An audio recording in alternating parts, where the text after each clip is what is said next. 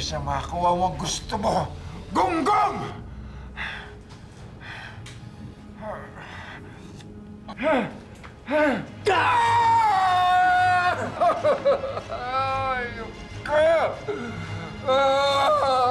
Mahihirapan kita ng matagal, Antonio.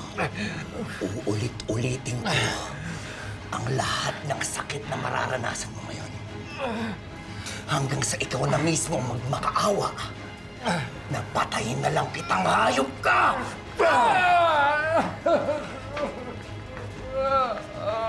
Pero hindi ko gagawin. Wala kang pinagkaiba sa ama mong demonyo! Ha? Hayop! Ipaparanas ko sa'yo ngayon ang impyerno! Magsalita ka! Anong ginagawa ni Vanessa doon? Ha? At bakit tatay ang turing niya kay William? Sagot! Ayaw mo sumagot? Ayaw mo sumagot? Ano ang ugnayan ni Vanessa at ni William?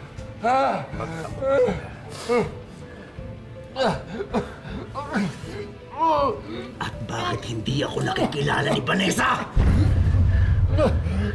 Bakit? Anong ginawa niyo? Anong ginawa niyo?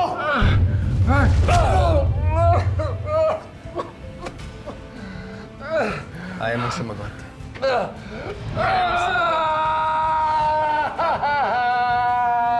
Kung patay na lang kaya kita dito. Ba't di mo ba gawin?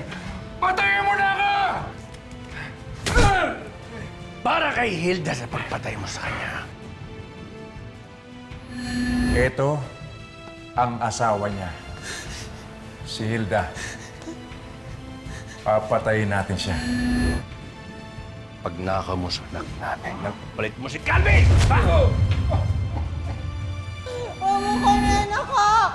Akin na yan ako! Ito lang ang paraan para iligtas ang anak ko. Lalaki siya sa kamay ni Edgardo Magallanes.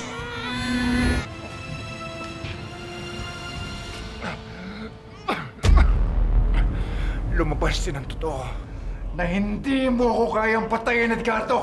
Dahil gusto mong malaman kung saan ko dinala ang totoong anak niyo ni Hilda! Nakapatid na Elias!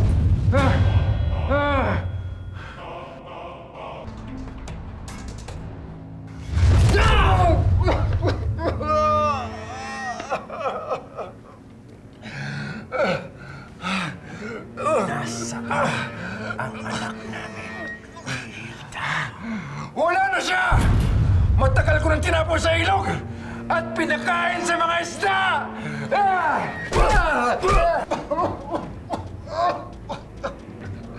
Ilan ba ang kaya mong gawin, Edgardo? Ang bugbugin ako habang nakatali! Bakit hindi mo ako pakawalan?